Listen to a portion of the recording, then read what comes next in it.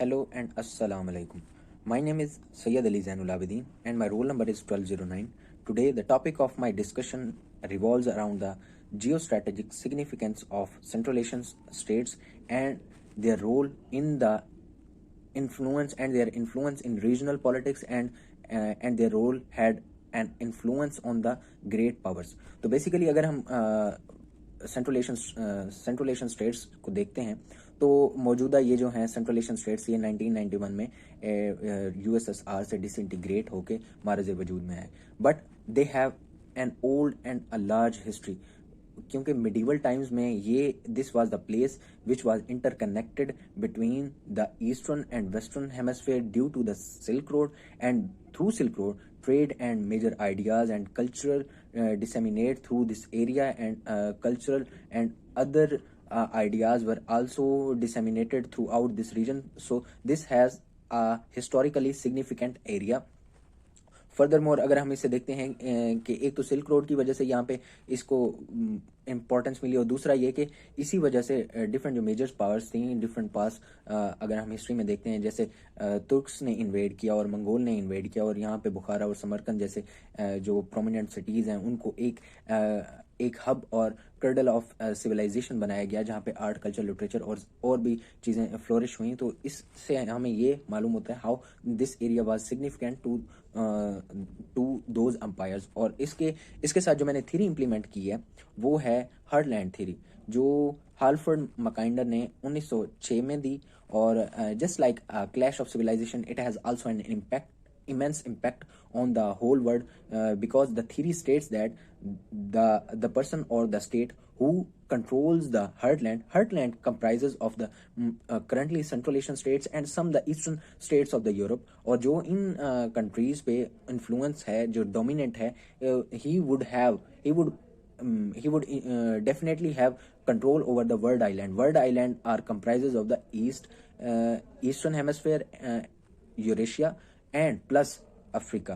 तो जो वर्ल्ड जो हर्टलैंड पे जिसका इन्फ्लुएंस है, डोमिनेंस है, तो एग्जैक्टली उसका इन्फ्लुएंस जो है उस पे है वर्ल्ड आइलैंड पे, और जिसका वर्ल्ड आइलैंड पे इन्फ्लुएंस है उसका पूरी वर्ल्ड पे है. तो so this theory has immense impact through out the history of the Mankind. और इसी में हम देखते हैं कि ग्रेट गेम भी देखते हैं, इसका एक पार्ट रही है. ग्रेट गेम में ये था USSR wanted to penetrate through the warm waters of the Pacific Ocean, but the British wanted to curtail the Russian influence. So there was Afghanistan which was created as a buffer zone. और Central Asia की इस तरह भी importance है. और जो मौजूदा importance है वो सेंट्रल एशिया की not only relies on the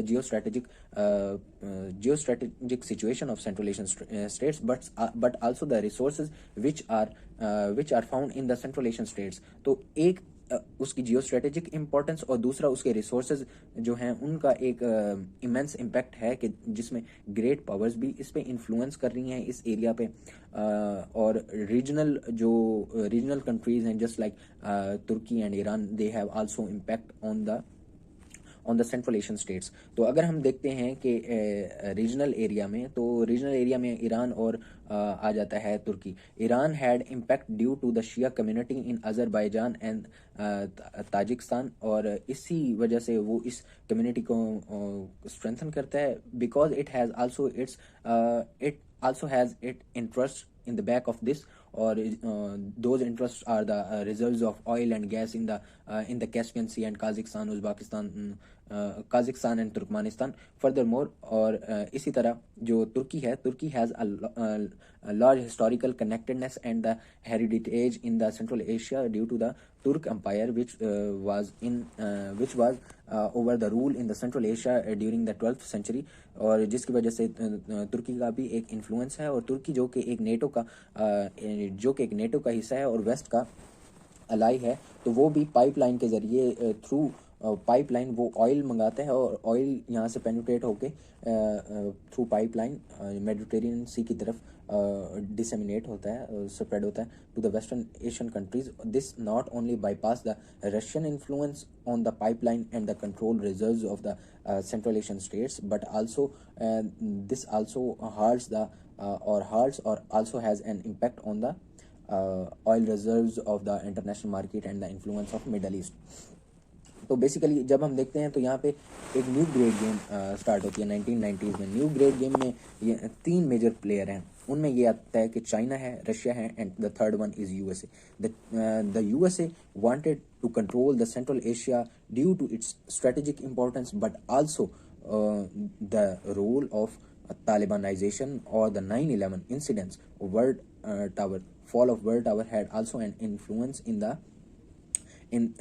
the penetration of USA in the territories of the Central Asian states, जिसमें USA ने penetrate किया है, जिसमें उसमें आके उज़्बेकिस्तान में आके उज़्बेकिस्तान के एयर बेसिस पे आके कंट्रोल किया, और उज़्बेकिस्तान से वो अफगानिस्तान की टेरिटरीज पे कंट्रोल रखता था।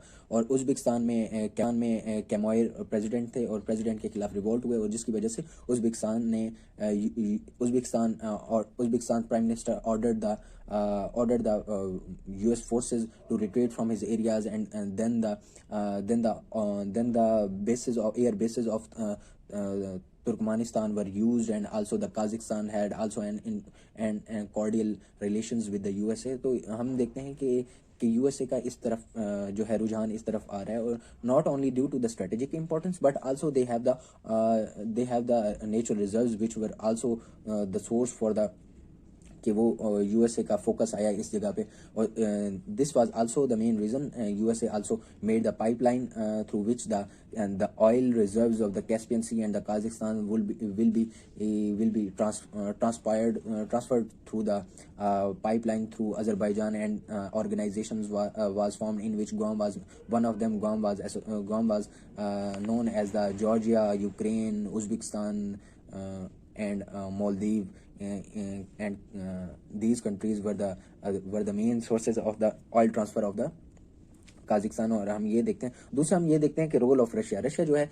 वो ये चाहता है कि ऑयल रिजर्व्स को वो अपने कंट्रोल में रखे, और वहाँ पे जो ऑयल रिजर्व्स हैं वो थ्रू रशिया के वो यूरोप में जाके सप्लाई हों और यूरोप सेल करें, और थ्रू रशियन पाइपलाइन। और उसने भी अपना इन्फ्लुएंस इस पर रखा, और उज़्बेकिस्तान में जब कैमोय का रूल था उसमें रिवोल्ट्स हुए, तो कैमोय ने फिर they had started the cordial relation with the USSR. Furthermore, China has also the cordial relation due to its strategic significance, because जो चाइना है वो बॉर्डर कनेक्ट करता है काजाकिस्तान के साथ, और दूसरा उसकी गैस पाइपलाइन के साथ उसको ऑयल रिजर्व्स मिलते हैं, और तीसरा ये कि उनकी जो एक जिंगयांग एरिया में जो मुस्लिम्स हैं वो they were starting revolt against the Chinese government, and they were also Muslim. So China need the support from the Muslim countries of the northern central Asian states to hard the or press revolts of the Xinjiang. और USA का इस जगह पे control होना ये भी influence करता है कि ताजिकिस्तान तुर्कमेनिस्तान में उसने अपने इन्फ्लुएंस किया, एयर बेस बनाई to halt the penetration of the China through the northern side